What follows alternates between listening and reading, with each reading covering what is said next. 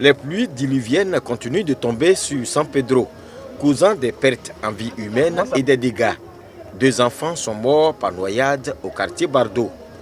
À la rue des Maquis, à Seweke, l'un des points chauds de la ville en cette saison des pluies, les gros camions qui forcent le passage ont creusé de gros trous, empêchant la circulation.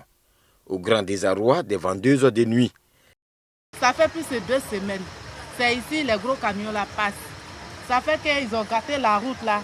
Ils ont creusé les gros trous. Ça fait que les clients ne peuvent pas sortir pour venir. Même auto même ne peut pas passer. Au quartier Cité, devant la préfecture de police, la voie est inondée. Difficile de circuler.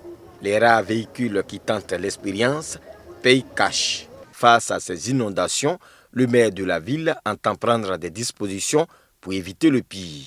Une visite des zones à risque est vite entreprise. Première étape, la zone de vente de bois, à proximité du fleuve San Pedro. Ici, tout se fait avec des pirogues. Ensuite, le quartier Sotref. L'eau est visible partout, comme dans cette cour où les toilettes sont restées dans l'eau.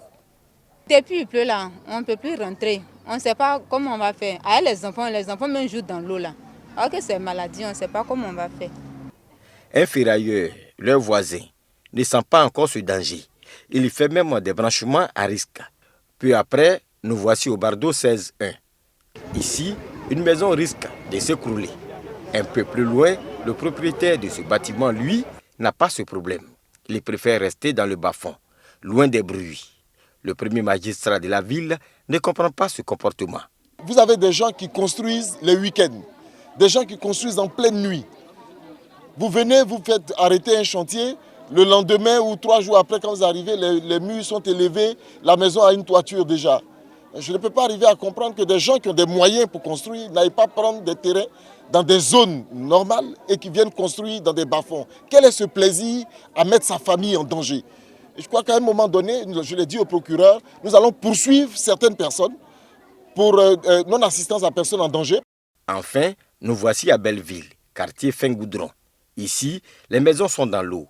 On vit, on survit. Pour le maire de la ville, Félix Anoblé, il faut prendre des mesures d'urgence.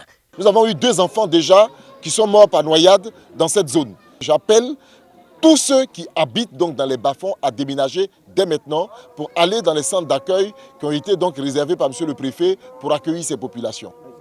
En attendant donc la fin de la saison de pluie, mais dans le même temps, des maisons donc, qui sont considérées comme des maisons dangereuses, on sera obligé de les détruire. Les premières familles victimes de cette saison des pluies sont déjà hébergées dans cette école primaire, au quartier Sotref.